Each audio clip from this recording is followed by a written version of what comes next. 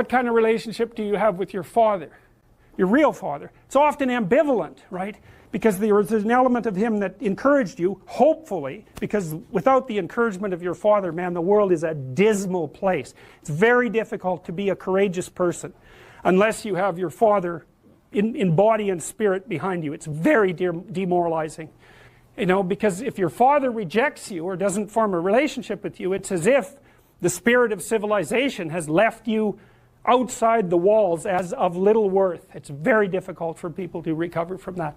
So the father should be an encouraging force, but can be a tyrannical and crushing force. And so that's a very difficult thing to get right. I just recently taken ayahuasca. Is that a so this question? No. Well, yes. Yeah. Wait. Yeah. Have you said much about it? The I have ayahuasca not. stuff? I've not. I've been okay. Well, let me spill the beans. Yeah, I took extremely high dose of Okay. 9 cups and Damn. Okay, that sounds like a lot. Like, what's it's known as 1 cup or 1 or 2. Well, usually 1. Yeah. you went? Yeah. Wait, like right off the bat, or do you work your way up to it? So I you just jump in at the deep end. across 2 days, because the first day I took 2 and Okay. it was a ride, but it wasn't quite like It wasn't like a revelation. it wasn't into deep space type of ride. It was just like a little airplane ride. Okay.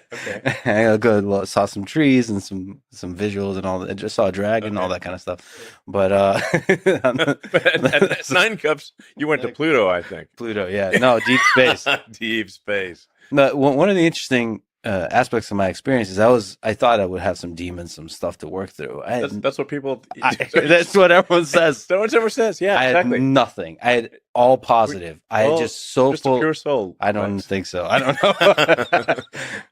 But I kept thinking about it. It had like extremely high resolution. Okay. Thoughts about the people I know in my life. You were there. Okay. It was and it's just. Not from my relationship with that person, but just as the person themselves, I had just this deep gratitude of who they are. That's cool.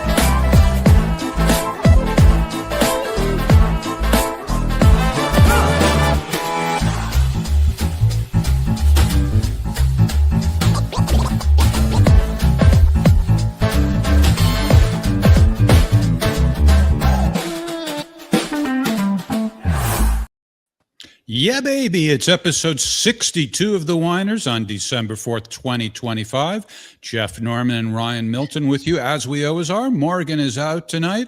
And tonight, our special guest is Vanda Mikoloski. She can't even spell her own name. That's why it just says Vanda there. But I have mastered it. Vanda and I are longtime friends. We met in the stand-up comedy clubs in New York. She was quizzing me before we started about the exact first time, and we said, save it for the show. So we'll get to that in a moment. But the big news in Vanda's life is that she just published her memoir entitled Tap Dancing for Daddy. Mm-hmm. And now you know why we had a little girl tap dancing in the intro. You see, it's all thematic. It all makes sense. Yeah. Good evening, Vanda and Ryan. How are you beautiful humans doing tonight? I'm doing well. How about you, Vanda?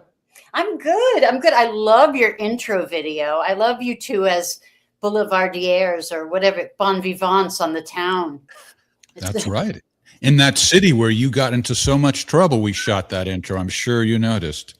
Even though it's not a New York-oriented show, we happen to be together in New York, so that's why we shot it there. We drank a lot of wine while we were there, yes. too. Yes. Yep. Speaking of which, I've selected a wine tonight that I think is very appropriate because Vanda is the naughtiest guest we have ever had on the Whiners, at least insofar as what has been confessed. I mean, we may have had a naughtier guest, but didn't confess it as much as Vanda has.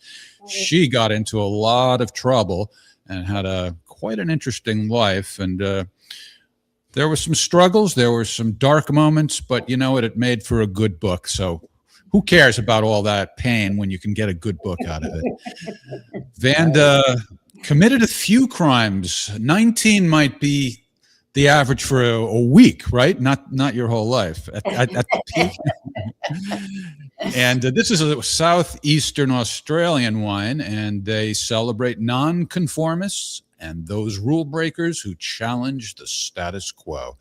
And it is in your honor that I picked that wine. Aw, nice. Wow. What are you drinking, Ryan? That's very fancy. Well, I am drinking a wine from near the Swiss border, a Pinot Grigio. And I sent you this book recently. I don't know if you've gotten into that book. We're here to talk about Vanda's book, but I got this wine because of you. Well, one is that in the book it says, how do you make sure you don't get screwed at a restaurant? Well, don't pay over $20 for wines. And one of them was Pinot Grigio. It's under $20. And then the other thing I thought about from you is that this wine is best had with your favorite dinner at a restaurant. Jeff, you know what that is, right? Well, I think it's lasagna, and I don't think this goes with lasagna, so I don't know what you have in mind. You always talk to me about pasta primavera, and you have all these Oh, yeah, but usually with tomato sauce, not white sauce. Oh, there you go. Okay, well, I was Well, don't worry about it. You try. Oh, it's tasty. And Vanda is a human who doesn't drink alcohol very much, although when I met you in Philadelphia for dinner a couple of months ago, I had what you had. Yeah. I hope it wasn't my fault. I didn't try to talk you into it. You just did it on your own, and you surprised me, and you knocked back a few drinks. Environment, I just was the environment of you, the environment called Jeff that we know as Jeff. Wow. And and it was fine though. Like I'm not, I'm just like not a drinker anymore. It was fun to get a little glow on though with you. Oh, good. Well, it was great to see you, and I was just hoping that it didn't, create any sort of problem where it got you back into drinking or you had a nasty hangover or anything like that. No, I'm too old for that. You're too old to have a hangover. It's the other way around. As we get older, our tolerance decreases, I think. No, what I mean is I have such low tolerance for trouble, these days. Just okay. And alcohol, usually there's an equal sign and trouble. All right, usually. All right. My world. But. And what you turn to is ayahuasca, which is another reason why we had ayahuasca in the opening video. Like that, yes. And you've taken it a number of times, and it threads through your book, which is, as I mentioned, Tap Dancing for Daddy, and you could get it at ustourofduty.org. What could be a better Christmas present, by the way, than this book? Fantastic memoir. No, Ryan, I didn't read. Ryan just sent me a book on wine. No, I didn't get to it yet because I wanted to make sure I finished Vanda's book for the show, and I did read it all. It's a great book. And it's a thread throughout the book, ayahuasca. It's a big deal in your life. We were kidding, but you really did have some dark moments in your life and some things that you were holding in. And tell us how it helped you get your shit together. Well, it's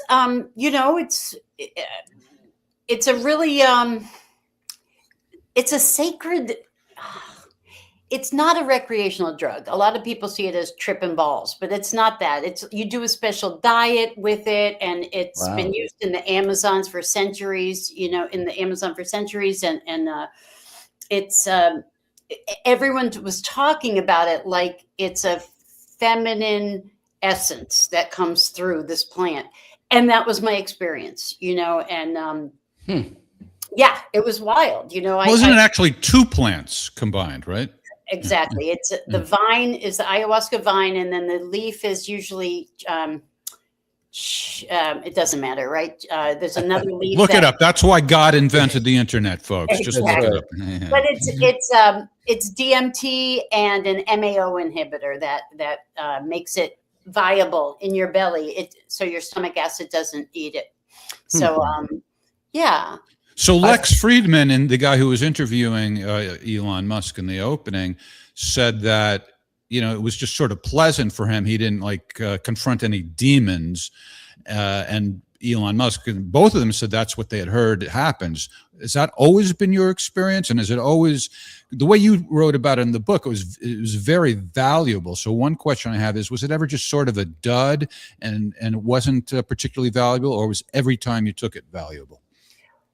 Most every time was valuable, even what you would call a bad trip. But I asked for that. Like you do have some degree of control. Like you can intend it to be really in depth, and you can decide that you want it to be. Like one time I said, I want to understand what goes into people who I don't understand, like people who could like hurt another person, like torture them, kind of thing. I want to understand what it is to be a pedophile. I want to understand, like, I want to not other anybody. I want to be able to, if we are all one, then I don't want to ostracize anyone. I want to understand them. So I sat and had a very dark journey through all of the of humanity. And, it was a lousy feeling for several hours. And I actually called the guy over. I never had to call the guy over before, and said, I'm having a really hard one. He goes, yeah, this is the stuff we don't like to look at. So it didn't feel great until the next day when I was walking in our old neighborhood in Venice, and this street person goes by, and I smiled at him, and he turned around and he said, thank you for smiling at me. And I went, oh, of course. And he started to cry, and I went up and I hugged him, which is I'm not usually like Jesus hugging. You're not a hugger? But because I had been with such the darkness of humanity the day before, it was easy to hug this guy. And it made a big difference for him, I think, in that moment. Well, Vanda, RFK Jr. has said that he is a big proponent of psychedelics, because I think this falls into the psychedelics. And he says for depression, for trauma, PTSD, things like that, it can be very useful. Is that you sort of also not just psychedelics in general, but in particular, he said his son had a life-transforming experience specifically in ayahuasca, and it changed him for the better, and everybody noticed it the next time they saw him. Yeah. I just want you all to say, Vanda, your boyfriend, RFK Jr., but he's not black or Puerto Rican. That's true. Read the book, and then you'll know what I'm talking about. Yes. Well, they're just beginning to get back into how valuable psychedelics are, LSD, mushrooms, everything, for therapy and PTSD and all that stuff. They're just, because it was so condemned for such a long time since Richard Nixon, Well, it was also always the elites that took all of that stuff in the past. Have you ever done a hallucinogenic, Ryan? No. Are you interested? I mean, would you ever? Sauce, Parmesan, things like that. I do that. Would you ever? I don't know. Well, the reason that one of the reasons, I had a friend, Mickey Willis in LA, who was like, Van, you got to do this. You got to do this. It's deep. You'll go deep. And I was always attracted to deep work, and edgy stuff that wasn't mainstream. But I read it in National Geographic, of all the square kind of magazines, that the writer said it was like a wet gray wool coat I had been wearing my whole life was removed from my shoulders. And I'm like, ooh, I want to try that. Well, Jeff, let me go back to something you said and see what you just asked me, and see what Vanda says, because I've always been the type who I want to be in control, not in a negative way, controlling, but in control of my thoughts and my direction in the way that I'm thinking. Never want to be like just free floating, aimless, that kind of thing. So that's where the concern for somebody like me comes in. In other words, he really needs to do ayahuasca, right, Vanda? I don't know. Give up that control, boy. It's not for everyone. And someone once told me, if you're meant to do it, she'll find you. Well, I don't know if you remember, I became very intrigued because of you a few months ago, or maybe it's a year or two ago. No, I'm not good with time. and you connected me with somebody in North Carolina. And it was, I don't want to give away too much because it's not entirely legal in all circumstances, but this person didn't live in my part of North Carolina. And I guess there's two ways to do it. One is in a group, and the other is as an individual, one-on-one with it, whatever. And the price for one-on-one was pretty expensive, actually. And it was pretty far to get there. So that's the main reason I didn't do it, but I'm still interested. And I looked into it a bit more back then. I don't remember all the details, but just because we were going to have you on, I was poking around the internet a little bit. I didn't have time to look into it too much, but there's a bunch of videos that warn against doing it, that say it's dangerous. Is it potentially dangerous? Do you know anything about that? Sure. I mean, aspirin's potentially dangerous, right? You don't know, but I've done it for like 25 times, and no one in any of my groups ever had a problem with it, you know. But yeah, it's intense, you know. You're going to be feeling stuff, and well, I got the impression that's not what they meant by dangerous. I got the impression like it has some sort of negative effect on you that lasts afterwards. But like I said, I can't really remember. It's been or you could OD on it. Is that what you mean? yeah, I don't know. I don't think so. That's not been my experience, and right. Well, Lex Friedman did 9 cups, and he was laughing about it. But I don't know what the size of the cups were or what the intervals were. But you know, that's an insane amount for his first time. That's insane. Well, Marty. It might have been tiny cups, though. It might have been like thimbles. No. Marty Macri from the FDA. He has a cup that's about that tall. I don't know. So fit in my hands. That looks like a pretty sizable amount to me.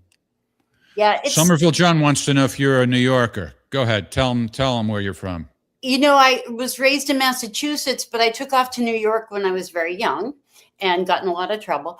And so I relate to being a New Yorker, but I'm not. Yeah, not officially. No, I live in Philly.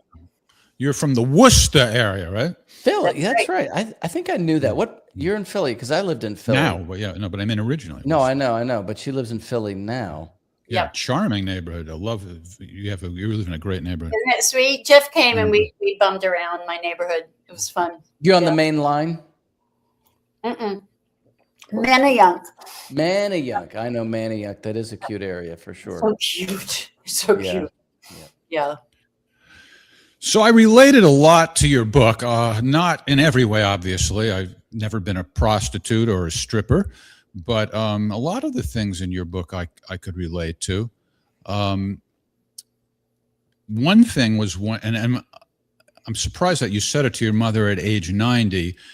In many respects, you were unhappy in your home, but in other ways you liked it, because at certain points in your book you refer to how much you loved the house. But then on one of your ayahuasca trips, if that's the right word, I think the message you got was you've never known a home. So that seems like a little inconsistent. But you asked your mom at age 90 why she never left your father. And you also said that you felt a little guilty, or you were a little worried about maybe being too negative about your father and so forth, that these are maybe white girls' problems or upper middle class problems instead of, other people have worse problems. And that's what I can relate to. My sister and I referred to our parents as the Bickersons, right? So nobody was beating us, nothing all that dramatic. But it really eats at you to be in that environment over and over and over again. Yeah. Kids are sensitive to that. These are two adults that we're supposed to attach to on some level, right? We're mammals. We're supposed to attach to these people, and we love them, and until they start. I really feel like the umbilical cord, especially to your, goes to your mom, right? And that even when it's cut, you still feel a lot of her feelings and her discontent and stuff, and back then, my mom was born in 1934. So women they just had to suck it up. They didn't have a lot of options, or at least they didn't strive to find a lot of options, Well, you said something about your mother that you use this word a number of times. And I think also You did an interview on YouTube. You said your mother didn't have agency. Yeah, that's it. And that's something that that's an interesting concept. Why don't you talk a little bit about even just that concept, how you see it, and also with your mother? Yeah, it's so, we're all so contextual. Like the reality that it's like we're in our own prison, right? And my mom saw that she couldn't leave, and I'm like, why couldn't you leave?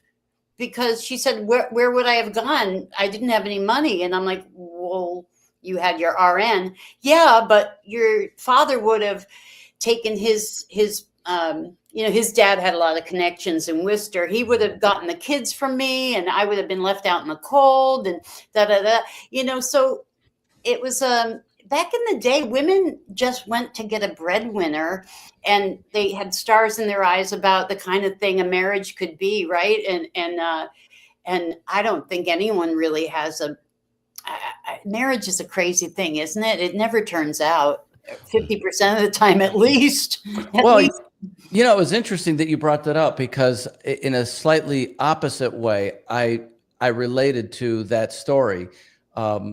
My father left my mother really by surprise 36 years into marriage. Wow. And yeah, so that was a long time. She had no idea whatsoever. And she hadn't been working for a lot of that time because she was raising, all of my siblings. Mm-hmm. So I had to help her move to Philadelphia, an entire house of things, her entire life. And it took her about a year and a half, maybe 2 years to come back to, earth and to be able to stand up. And then she ended up starting her own business in a brokerage business, something she'd never done. And now she's like a completely different person. It's a number of years later, but really almost like I don't know what you'd say. She definitely is playing a leadership role in the entire family. So this question of agency is interesting, because maybe sometimes you have to be in that situation where things have broken loose, and then you have to evaluate and almost survival, right? Yeah. Maybe it's not necessarily survival, but possibly survival, where you then come around. Yeah. No, my dad died when he was 48, and my mom had to figure out how to handle his estate, and so she did okay. She and the lawyer together, and But he was a doctor, and your family was fairly wealthy. You didn't go into a lot of detail in the book, but it seems that there was a significant drop in your economic status. So he didn't leave any money for you? Yeah, not for me. No, he didn't. He died Or your wife? Well, not you your said wife. His you wife. lost. Yeah, you said real estate went out the window when. Well, yeah, but this is such a white person problem, isn't it? I mean, they sold the island that my father bought. Wow. An island on the lake in Webster, Massachusetts, and I'm like, this is what a pathetic complaint. They sold our island for me. But you said that it was, I don't remember the exact words, but you said it became somewhat of a financial struggle. The economic class was markedly down. No? Yeah, well, I mean, wasn't that your book I read that said that? Yeah, you're used right. to, when you're born into privilege, you're just used to thinking a certain way. Someone's going to cover it. You just never expect it. Right. Now you're getting heckled here in a ridiculous way. Do people think you're Jewish? I don't understand this comment at all. Now, even if Vanda were Jewish, it wouldn't mean that she's a Zionist. She's not. And that's number one. Number two, she's not Jewish. So what the hell does that mean? Not Jewish. In fact, I have a big problem with Netanyahu and the diaspora and the impact of Israel on our finances and wars and stuff like that. I have a big problem with that. So So Krista Moran, tell it to your shrink, sweetie. Oh, wait. Krista Moran is saying, so sorry, my writing has been so not good enough lately to publish here. I think Krista. Well, what does that have to do with what we were just I don't know, Krista. Maybe Krista is drunk. I don't know. Maybe. I don't know. Do people think you're Jewish? Well, you're stand-up comedian, so pretty good percentage of stand-up comedians are Jewish, right? That's Yeah. true. You know, isn't it funny how you get people throw their barbs at you, but it's just like so reflective of them. Like an insult really does live in how Well, it depends on the insult. I mean, if you weigh 350 pounds and somebody mocks you for being fat, well, it does say something about you. But in this case, it has absolutely nothing to do with you. Right? So, all right. So let's get to what you mentioned before we started the show. You asked me if I remembered meeting you for the first time. The answer is no. I do not have a vivid memory of the very first time, but I believe I know what club we first became acquainted at. I think it was Comedy U. Okay. Oh. What is your memory? I don't have one. I was drunk. Oh, I thought you were saying like because you do remember. No, I was drunk. I was drunk. No, but that's one. See, this is something that I've asked other authors about this too.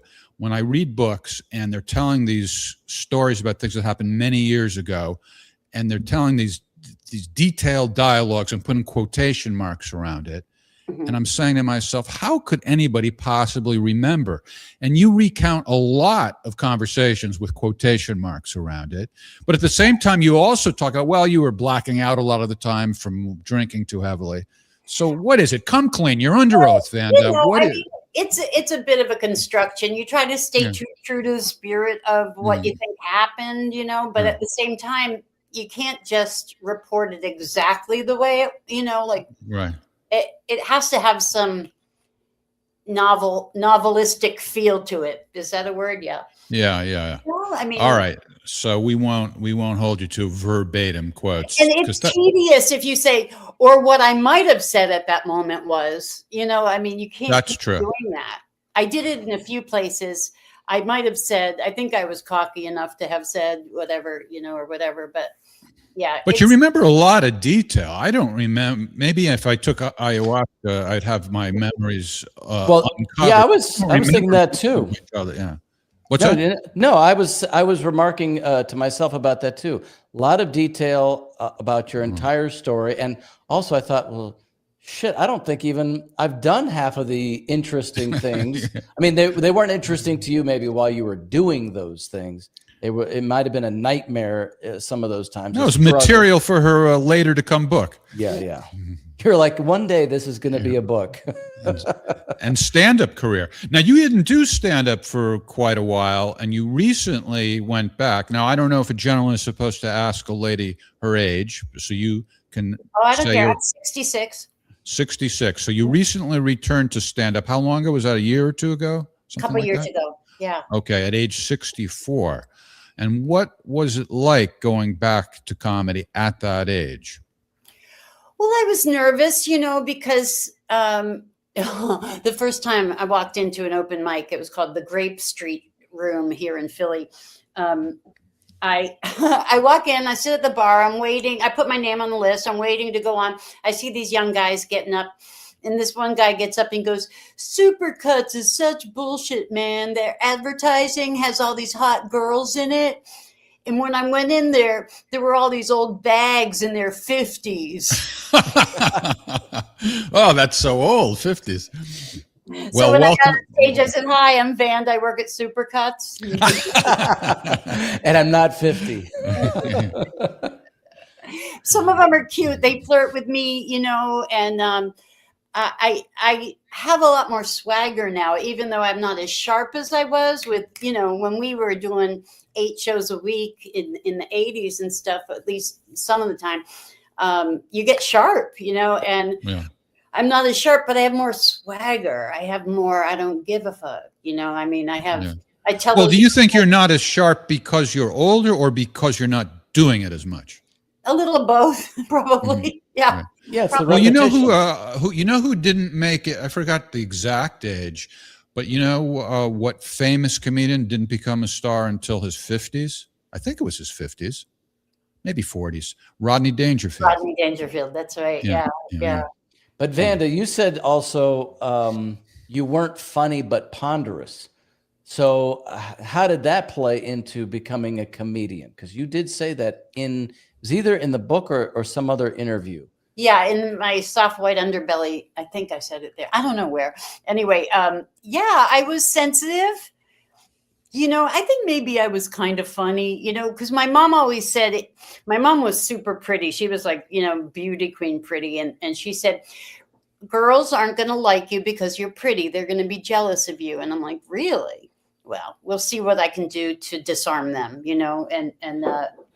and became funny kind of and daring. I loved to be daring when I was a kid, riding my horse through the high school hallway and stuff like that. Yeah. But what was your question? Well, no. I was just saying that you were saying you weren't funny, but ponderous. And you're just talking about being on the stage. I don't know how many shows you've done since you've gotten back, but of course, that made me immediately think, well, maybe because you have so many different life experiences, then you've got more that you can draw from, that you can make humor with that than some of these young people, right? Like Supercuts. I mean, I practically thought Supercuts went out of business because I haven't had my hair cut by somebody in 25 years. Not only the more in terms of the quantity of experiences, but wiser. So there's that lends itself to writing in particular ways that you can't do if you don't have the depth of understanding that you now have.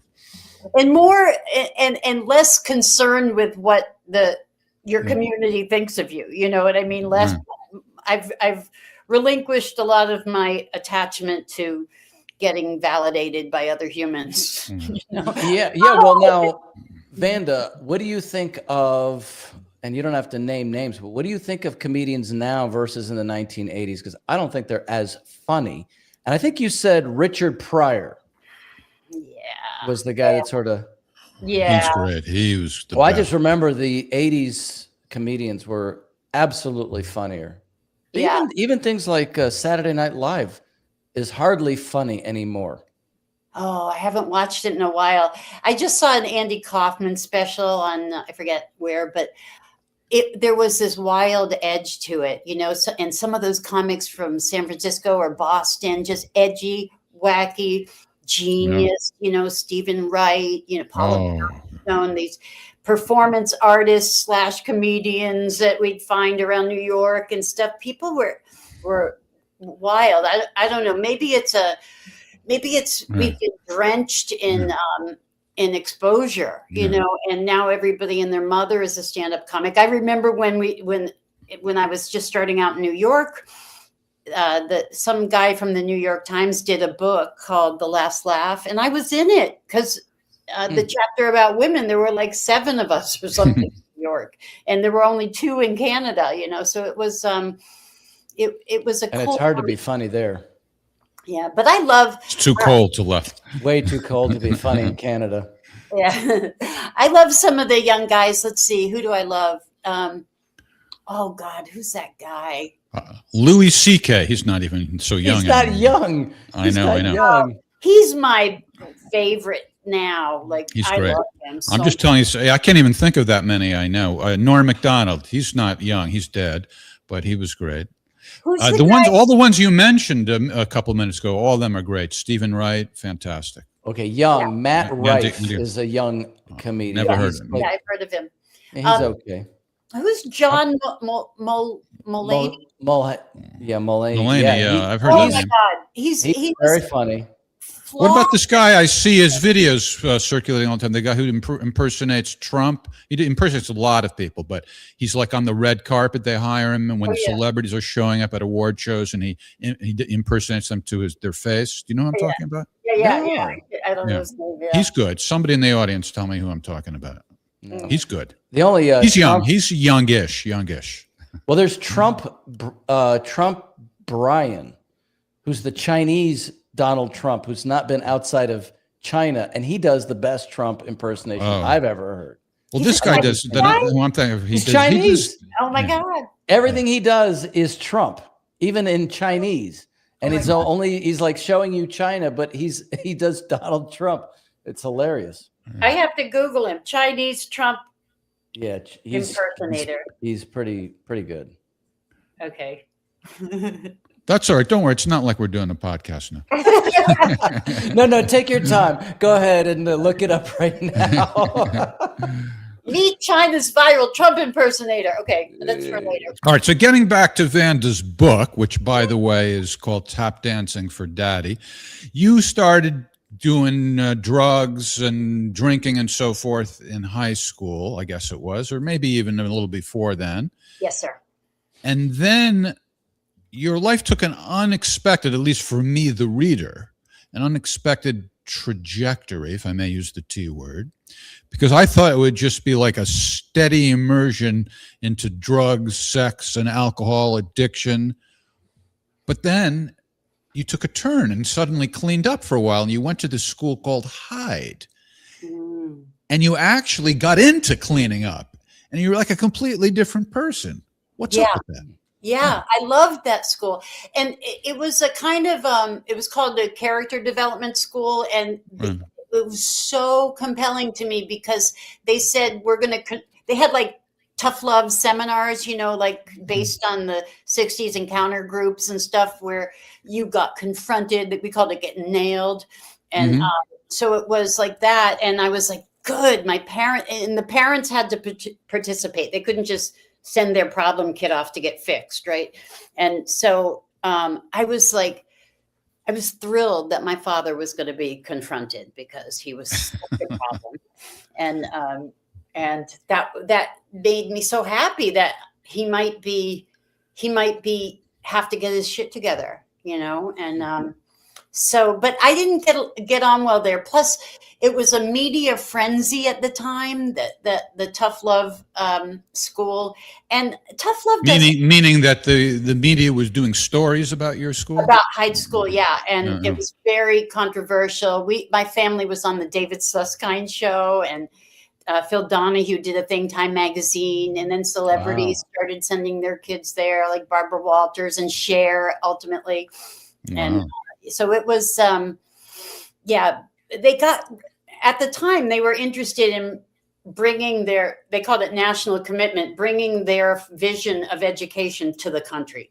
And so I was kind of wrapped up in it, but at the same time, they just weren't paying attention to what some of us kind of twisted children really needed. I was twisted, but I didn't know how to ask for what I needed, or, my brother had drowned. He was the love of my life. And then after a while, my dad died. So I was like, it's a lot to deal with.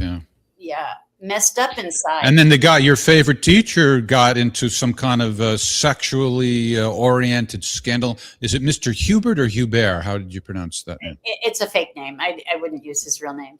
Yeah. And that was a surprise. Well, how do you pronounce the fake name? Hubert. Hubert. Oh, okay. Hubert. So I have a couple of questions about that. One is that before you revealed that this guy who befriended you and was like your favorite teacher and an important part, important relationship for you there. And then you had mentioned that he would hug you, when you saw him, and that would make you feel good. And I said, that sounds fine, but I couldn't help but thinking nowadays that's not allowed, even if it's innocent. So I was like, okay, well, that was a different time. But then after thinking that, turns out the guy gets fired for some kind of, it wasn't specific, but something happened, right? Yeah. So did that make you rethink whether there was anything inappropriate going on between the two of you? I thought about it later, and he had never approached me like that, but I remember just like it broke my heart when they sent him away. It just broke my heart that he was my buddy. But then you saw him, I guess it was years later, at the school that had fired him. I didn't understand what was going on there. Why would he go back after being leaving in, quote, disgrace? And you just happened to be there at the same time? What was that about? It was to see a show that the kids were doing, and he and his wife were there. They had never split up or anything. And I was surprised at my emotion when I saw him. I went up and hugged him, and I said, "You were my friend." And I just started crying. "You were my friend." It was like really, didn't know. Was that strange? Was it Yeah, weird? it was kind of weird, you know. Yeah, it was weird. And at the same time, I'm not as hard. Oh, how do I say this? This is a terrible thing to say. Say it. Well, it's a terrible thing to say that I think pedophiles need a lot of mercy. I just think they do, because we're not in a culture where they can fix themselves, because all they're faced with is shame, you know. And I don't know how to say that in a way where it could actually be implemented in some kind of action. But well, you mean it's a very, cure, very, very touchy subject. Well, when you drink ayahuasca, ask to understand pedophiles, and they. Yeah. People, I have some thoughts about that too, and it's really hard to say anything that's even the least bit, even just to express interest in it. People will start calling you a pedophile. Like, if you want to know what happened or something, the reaction that you often get is, "Oh, so it's okay if it was just this particular act as opposed to the other." Just mentioning that something happened in the realm of sexual activity between an adult and a child, it's like nobody even wants to let you talk about what happened. Whereas, like, think about in comparison to if somebody is attacked in a non-sexual way, right? Don't we all just very naturally want to know what happened? And if it rises to the level of punishment, don't we look at it as, well, we have to know the details to know the punishment fits the crime, and you can't figure out what the punishment is unless you know what happened. But just talking about it. Well, I think it's different than that. I think people look at that and say something happened to that person that they would do that, because that children, their brain is not fully formed. They're not able to make decisions. So the only reason that somebody would do that is because they themselves were debased, because you have to protect children. So I would not say what happened there. I would say what happened to that person who would do that. And again, what's the it that happened? That's what I'm saying. I mean, we should be able to just have a conversation about what the it was. Yeah. I was just going to say, as we were talking before the show, we were talking about a lot of the people in the adult porn industry, for example. Yeah. Very, very many of those women and men too were sexually abused. Right. And that's how they find themselves going into that. And in cases where they didn't even know that they were abused. That might be why people are hypersensitive about it and they react the way I'm talking about, is because so many people have in fact been abused, or a member of their family has. It's touched so many people. That might be the reason. It absolutely has. I mean, Vanda, you talked about it in the book. I have family with experiences as well. I think it's part of the human experience, unfortunately, or the breakdown maybe of the culture. But I don't know. It's throughout history. Yeah. Yeah. My dad never abused me sexually, but there were except for the pregnancy test he did on you. Well, yeah, that was. But you said he was mean. He was very mean, and it spread. When he was drunk, he was just very domineering, and his idea of being a good father was just be more harsh. That's what his father did to him, and it worked with him. He became a doctor. He wasn't happy, but he didn't like his father, though. He hated his guts. Yep. Yeah. His father beat him up once. That was a painful story. That's what I'm talking about. Exactly. That's when you really start to get a sense of how it gets passed on to the next generation. That's exactly right. That's what I'm saying. Never disrespect his father, though, and my mother would never disrespect her parents. They were good kids in that way, good kids, but they were shut down. They were messed up inside, and that's why he had to drink to the point of being obliterated most nights. Yeah. So. Another part of you, but totally different type of thing, but I was reacting very strongly. By the way, the book really is great, folks. You got to buy it. I knew what a great writer you were from your Substack posts, and I used to talk behind your back saying, why is Vanda always doing these workshops and classes and writing groups? She's already a great writer. Just publish it. So I don't know. Maybe the book wouldn't have been as good if you hadn't been going to your writing group. So I don't know if it. The writing is very good. It just Yeah, you she's just a great want to writer. soak Sure. up all the words for sure. Thank you so yeah. much. Yeah. So one of the other things that got me angry, me the reader sitting home here in North Carolina reading it, was after your brother died. This was your older brother, Brian. He drowned, and it's kind of murky as to how it happened. But at the funeral, this woman, Mrs. Howard, maybe that's a fake name, I don't know, walks up to you. This is, I guess, a neighbor or friend of the family or something, and says, maybe you'll now shape up. Yeah. And I'm like, on a scale of 1 to 10 of inappropriate things, that's like a 50. Yeah. Right. Yeah, I Yeah. know. Yeah. And another example of adults dominating children and not honoring their boundaries or that they matter, you know. Jesus, to scold a little girl. Well, I don't know if you were that little anymore, but to scold a girl at her brother's funeral. Jesus. So there's a question, just to change the subject for a minute, from our viewers, Lonesome Fugitive.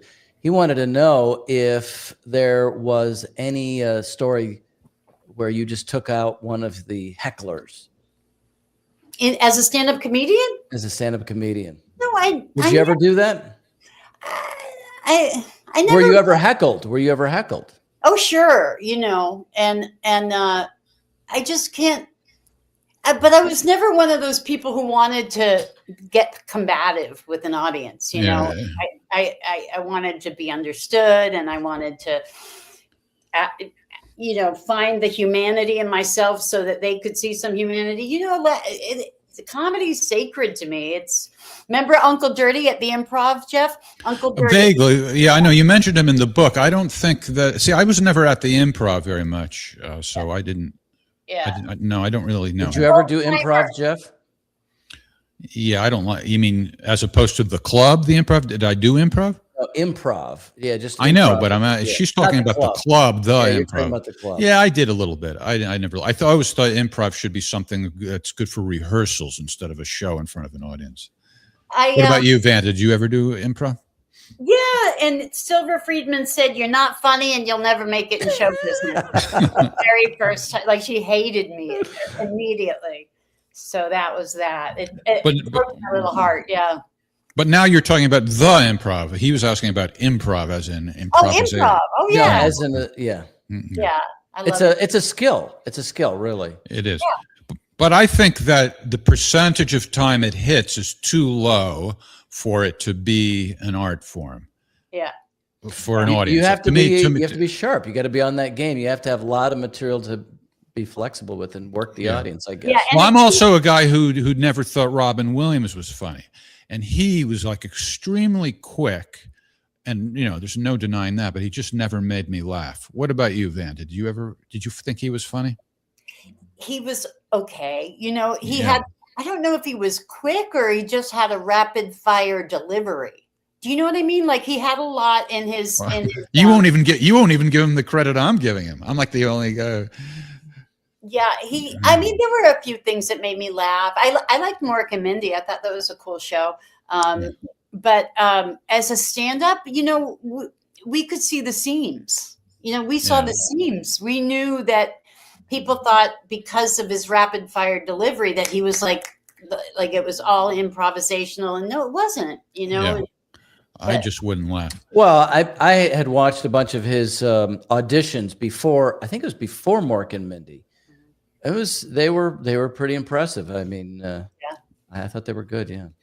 Well, it's not like he was terrible, but I just think given the platitudes that he received from everybody, he was overrated. That's what I'm trying to say. Yeah. What about Steve Martin? Did you think he was funny? Not one of my favorites. He's all right. I thought he was very funny, just the way he talks. Oh, look at this. I'm improvising every show. Yes, I am, but it's not like I have to be funny. Like when you take a comedy stage, there's an expectation that you've got to elicit laughter. Or maybe he's saying you're improving every show. Oh, improving. Well, maybe. It could be improving. It could be improving. You're right. I didn't even think of that. Well, either way, thank you, I guess. Jeff, did you ever have a great heckler line, a great comeback that you're proud of?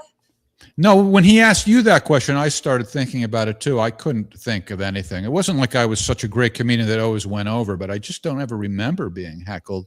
It certainly wasn't like my shtick. With some comedians, really working the crowd is their shtick.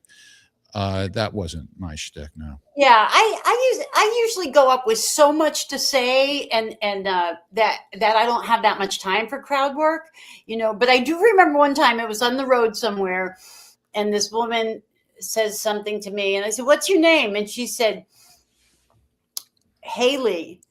I go, "Like the comet?" And she goes, "No, Kaylee." I go, "Oh, like the Homet?"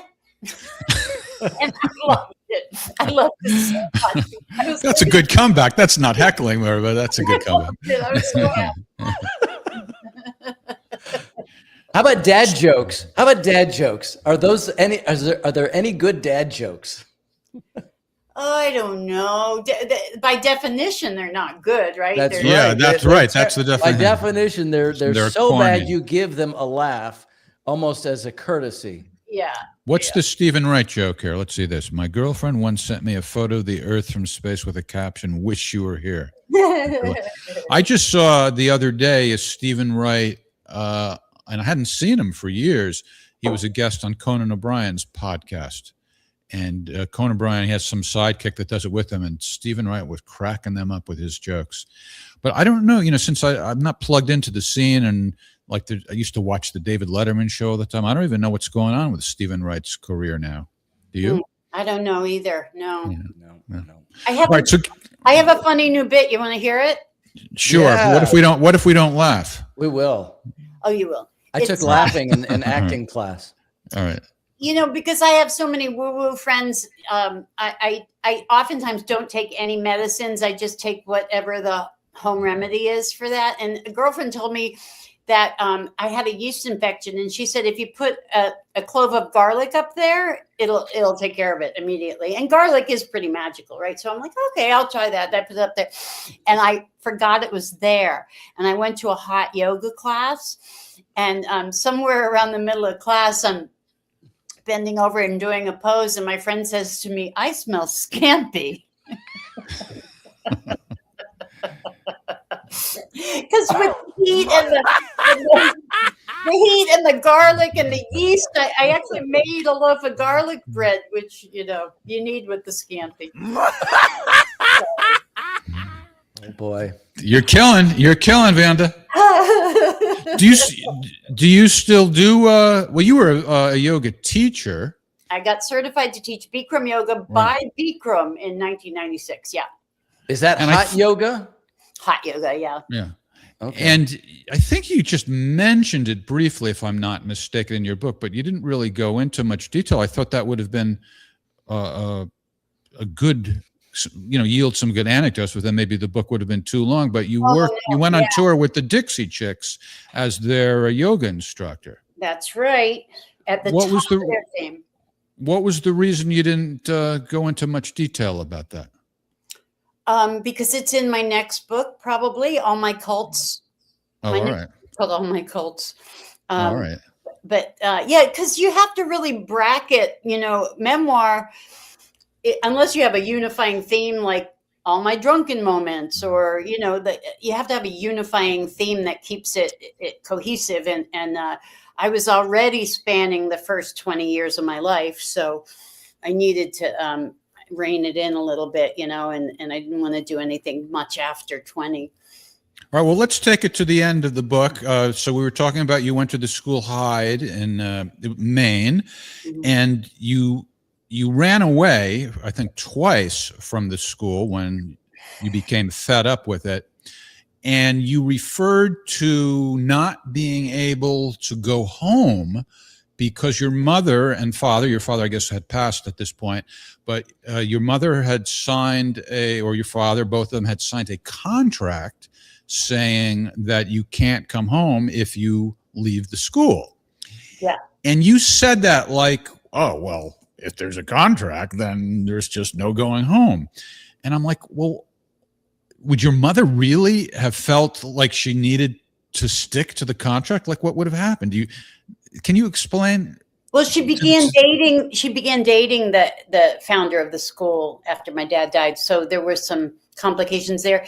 And mom had lost her first son, and then she lost her husband. So she wasn't, and she had a concussion. She was in the car accident with my dad. So she wasn't. She was never. She never had agency, and was kind of lived her life doing what was expected of her, being a good girl and going to church and following the rules of how to look good and all that stuff. It was she wasn't someone who was going to bust out and say, "Not my kid," I'm taking her home or anything like that. She wasn't like that. So, yeah, but at one point you did call her and say you wanted to come home for a while to get your act together, and she said sure. yeah. So I mean, wouldn't she she have said welcomed sure you. anytime? Yeah. How come I know what your mother would have said better than you did? Maybe I honestly didn't want to be in her environment because I found it oppressive, and she wouldn't let me smoke at home and stuff like that, That kind of oppressive. Adventure. I wanted to be out in the world, and I wanted to experience sexuality. We were really tamped down in the Catholic Church and stuff. Yeah. Hey, Look at Susie, that. how you Susie doing? likes- Do you love her? Meaning you're aware of her from what we're talking about, or you two know each other? Do you I know, love Susie. I know Yeah. Susie. from I met from Susie Venice?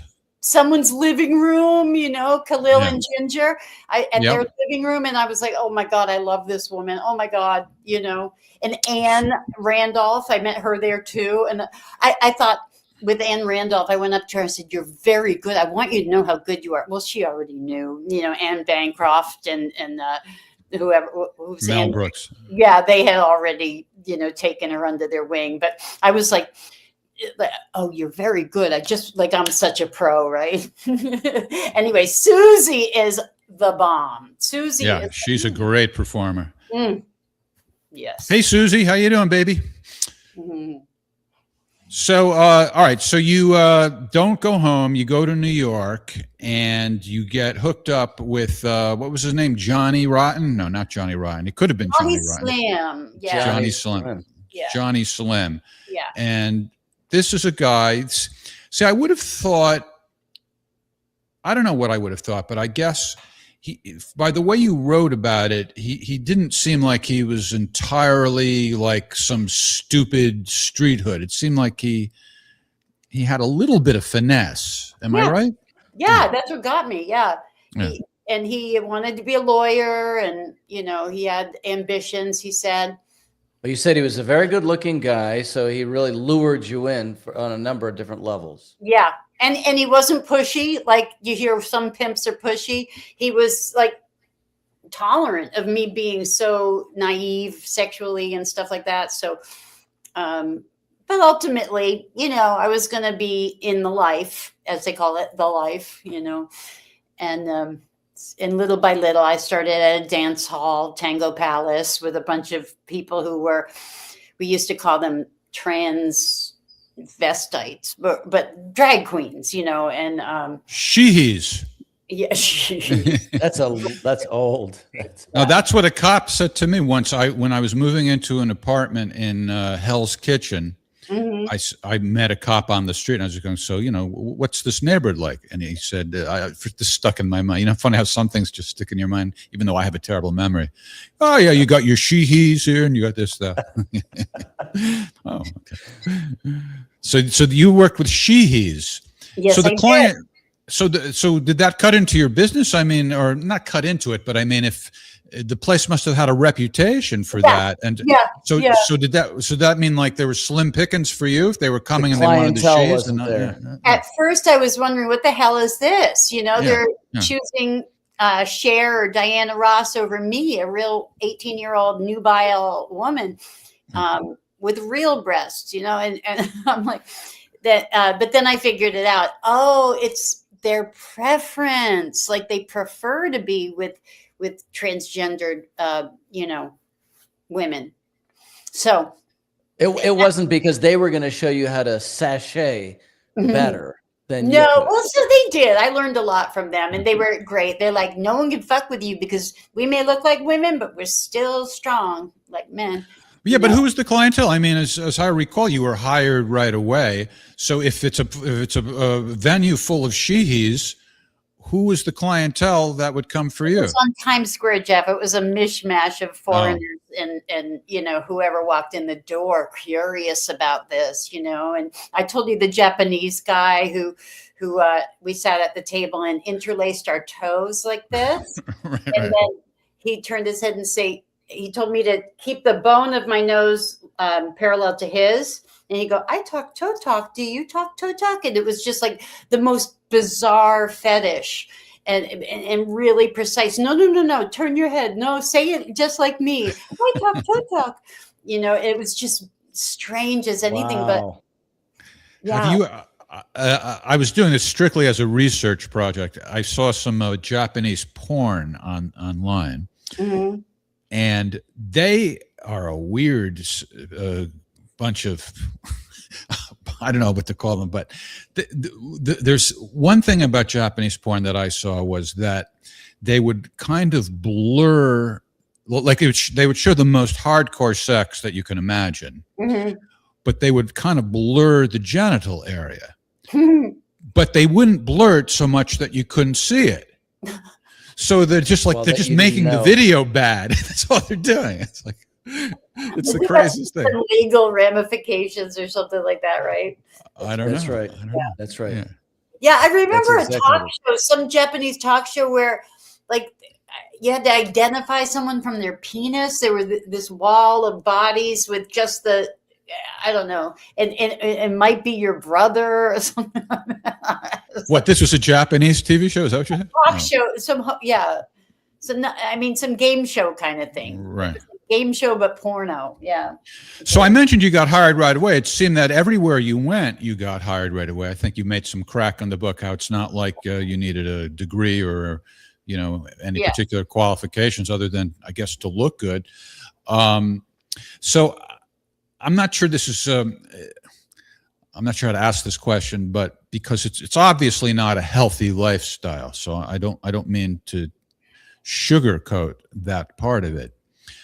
But do you think there's some advantage to being a female in that at least if you're down on your luck and you need some money, there's an easy way to get it, whereas men, generally speaking, don't have it, even though it's a terrible last resort?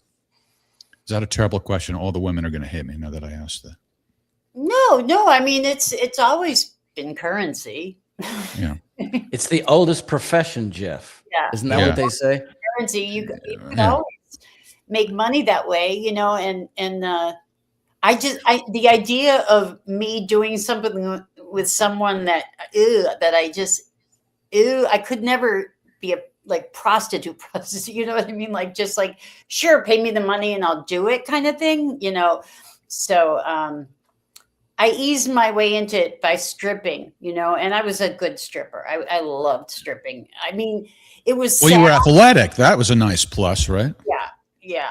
Doing handstands and back bends, back walkovers, and all that stuff. You want to give us a little demonstration? There I mean, you don't Jeff. have to take off your clothes. Just do the handstand. I'm wearing sweats. I can't show you what I'm wearing. I'm only dressed up from the waist up.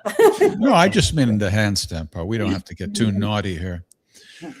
So at this point in your life, I mean, I'm sure you're going to say, it's sort of like healing is like a lifelong journey, but more or less, are you feel like you have your shit together now, and then you're not doing things that are obviously self-destructive. You're happy, healthy.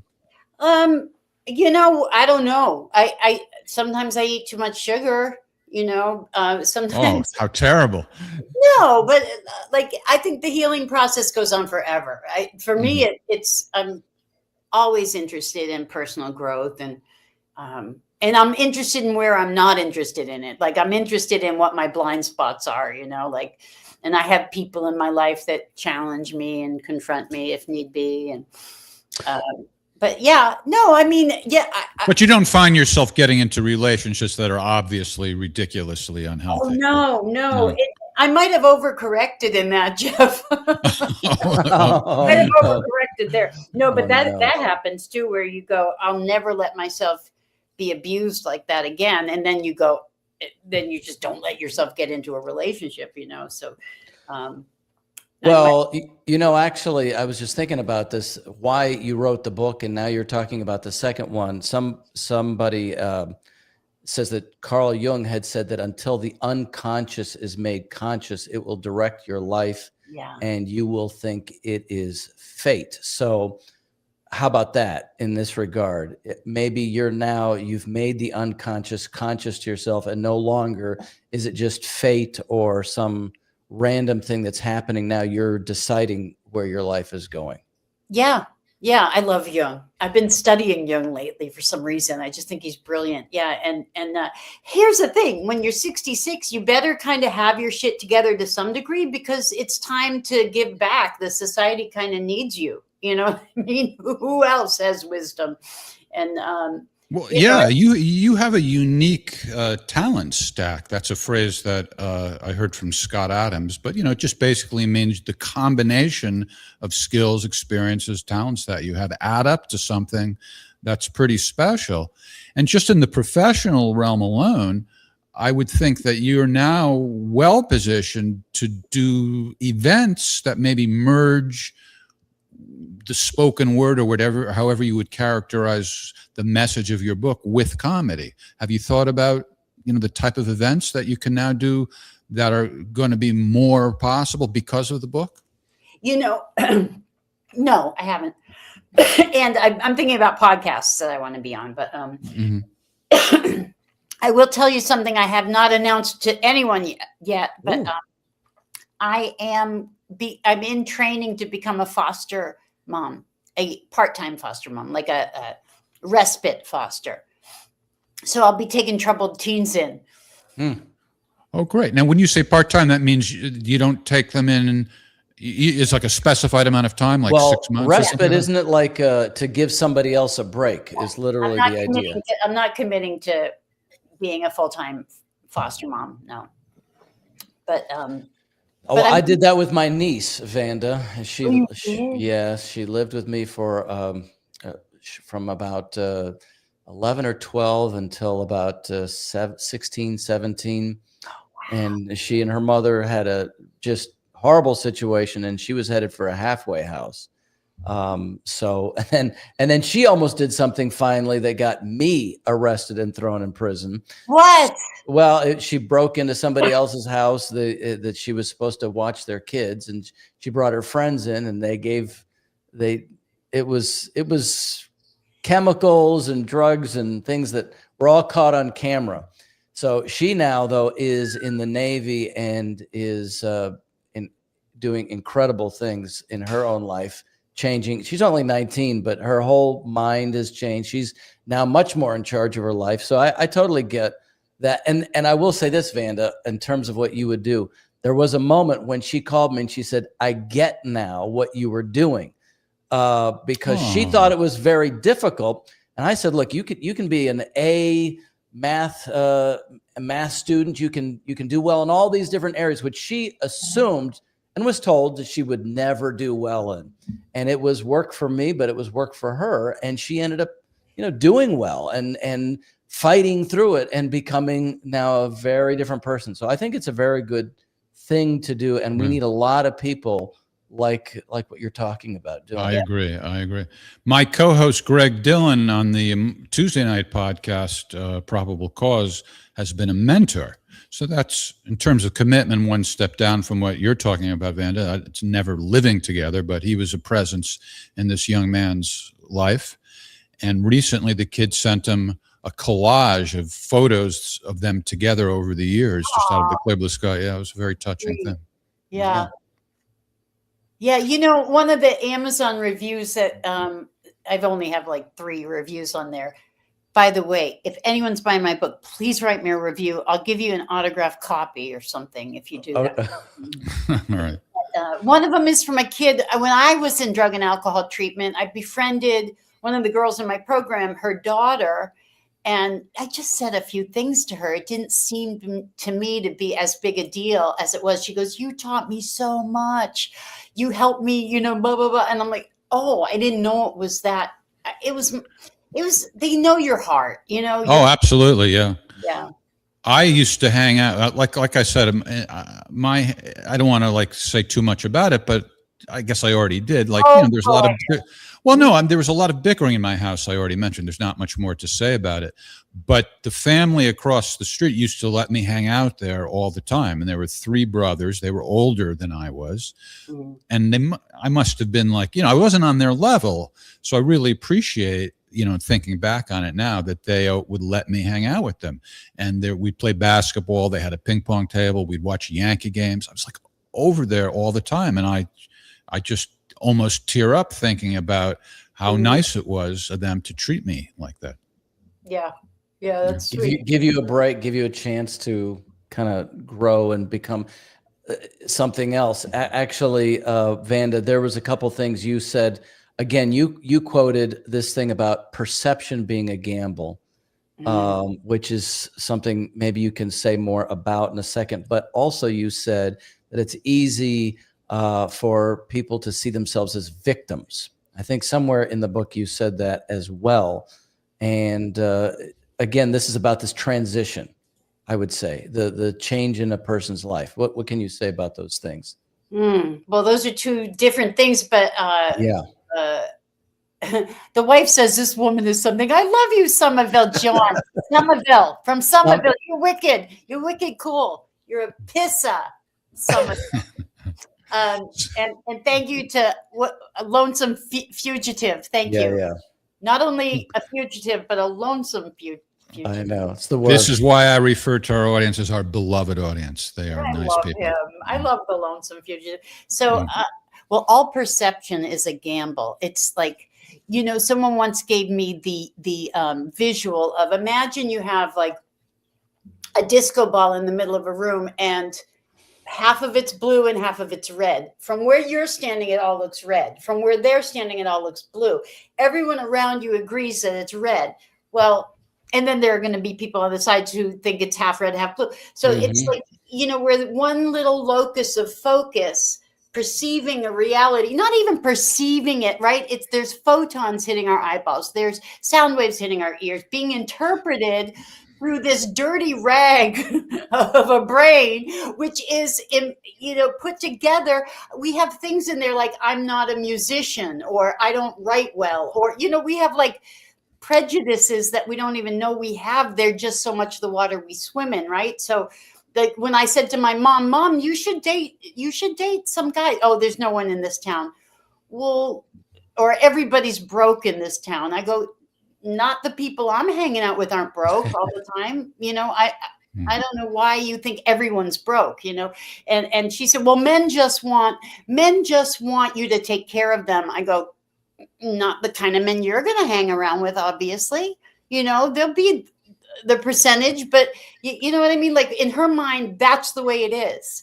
And whenever I took a course once, it was a Werner Erhard course, and they said the superstition called is, like to say something is a certain way is inherently a superstition. So these things that, what you think of as a superstition, walking under a ladder or whatever like that, those actually aren't. The things that are superstitions are the things that we can't see, that we already believe, and like someone is a certain way. The truth is people are malleable. The truth is really, if you say they are an asshole or a bitch or whatever, then you're cementing that reality, like I think it was Goethe who said, if you treat people as they are, you make them worse. As opposed to wanting them, bringing out the better in them. Yeah, that's what I do with Ryan. I bring out the best in him.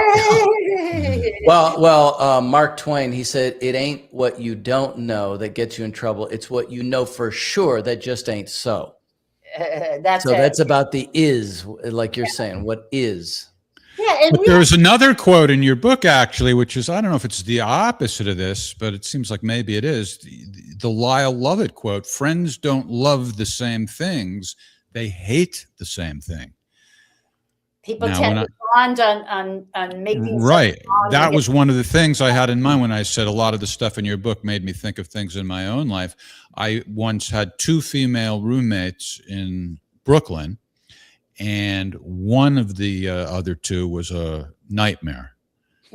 And that brought the other one and me together, and we became lovers. Oh. And I think it was because we bonded over not liking her. So. That'll happen. So one other thing that I related to, I just want to mention before we say goodnight, is because I bet Ryan doesn't even know about this. This is such a weird thing. The Paul McCartney is dead rumors. I buried Paul. You made reference to that, right? Very cool. Yeah. Yeah. Do you know what we're talking about, Ryan? Well, I think that there is a conspiracy right now that says he's not really dead. No. Do you know what we're talking about? No, then I don't know. Then I don't know. All right. What year was this? Like the late 60s? It had to be. 67? Yeah. These rumors came out that Paul McCartney was dead, and the Beatles weren't, confirming it, but there were all these clues that he was dead, and people were playing the songs backwards and hearing these messages and so forth. And I think back on it now, it's like, how ridiculous. I mean, why the hell would they turn it into some kind of a game if the guy was really dead? Right. But I remember, I was over at a friend's house, and it was like, how it gets dark, after school you go play and so forth, then it starts to get dark. And I remember I was over at a friend's house, and we were listening to the records backwards and hearing this stuff. And I remember being spooked by it. By the time I went home, it was getting dark, and I was really freaked out. Oh my God. But here I've got two recordings. So one of them, Ryan, was at the end. You know the song "Strawberry Fields Forever" by the Beatles. Yeah. At the end of that, you sort of hear John Lennon saying, "I buried Paul." Check wait, you're playing it. Hold on, you're playing the backmasking. No, this one is not backwards. I'll play another one in a minute that was backwards. This one was just straight out saying it, but it was kind of like you really had to strain to hear it. Here it is. I hope it's loud enough. I tried to boost the volume.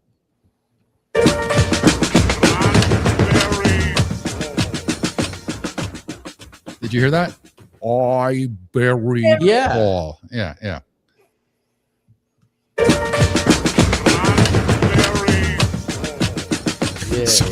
So that was one of them. And then there was a song called Revolution Number 9 on the White Album, and it started out by saying number 9, number 9, number 9. And if you play it backwards, it says, "Turn me on, dead man. Turn me on, dead man." Wow. Here it is. Here. Turn me on, dead man. Turn me on, dead man. Turn me on, dead man. Turn me on, dead man. Turn me on, dead man. Turn me on, dead man. Turn me on, dead man. Turn me on, dead man. Or at least it sounds like it. Yeah. I don't know how people even discovered that. Right. So this was a thing. God, I hadn't thought of that for years until, I don't know, you made some passing reference to "I Buried Paul" or something. So there is a rumor that if you play all of the Whiners episodes backwards, they're funny. I buried Ryan. Here's our song. Ryan could be celibate, if not a little hesitant. Oh my goodness. All right. That's a little AI song I made about Ryan. That's right. All right. So if people want to get more acquainted with you, your Substack is vanda.substack.com. Right there it is. Yep. You don't need to pay to be a part of it. And I do free essays and things like that about once a month now. And then you can also check out my Soft White Underbelly interview, which is awesome. Sorry to plug another podcast. It was good. No, that's okay. Yeah, and so Vanda's linking to that in her most recent Substack post, so that's a good way to find her. Just Google it, as the kids say. And if you want to be my Facebook friend, Vanda Mikoloski, Mikoloski, buy my book and write a review. If you write a review, I'll send you an autographed copy. If you send it to me, I'll autograph it and send it back. You know what? I had actually thought about your plugging or promoting your Facebook page, because you do have a good Facebook page, but I didn't know if that's what you wanted. Let's do a quick banner, because I don't think anybody heard. What is your Facebook name? Just your name? Is that all it is? Vanda Mikoloski, yeah. All right, let me write it out here so people see it. Vanda. Well, you can actually shoot. I just started a professional page too, because I already have almost 5,000 friends. Oh my. Stop bragging. Patty, you're funny. All right, there it is. Mikoloski. M as in Mikoloski. I as in Ikoloski. No, I won't do the whole thing. K as in Koloski. Yeah. And Susie's my friend on Facebook too, so you can be friends with Susie. She's a superstar. Susie Williams. There you go. You never heard that, Susie? You're a woman of a certain age, and you're a musician. Wow. Maybe you did a few substances over the years too. How could you not know that? That was a big thing. Lithium from Russia. Look at that. Yep. All right. Well, I hope that you get some good bookings on the other podcasts, but just know that you can come and hang out with us anytime, even though you don't drink wine. Yeah, and when are you going to go on tour so that you can come to Austin? Oh man, I should start touring. I'd love to do stand up. I'm working with Carol Montgomery of Funny Women of a Certain Age, and hopefully she's going to get a like a residency in Las Vegas where I could go and work for a month. I'd love that. Just that would be nice. All right, and if you want, let's brainstorm offline about what sort of events we could cook up. Okay. Maybe we could do an author event. Maybe pair you with another author and do something or other somewhere.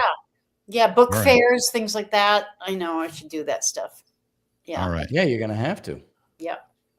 All right, Vanda, always a pleasure. Ryan, always a pleasure. Thanks to our beloved audience. Join us on Tuesday night for Probable Cause. Wednesday, Ask the Inspector, and we'll be back on The Whiners next Thursday. All shows start at 7 p.m. Eastern Time. Easy. Take care, everybody. Bye.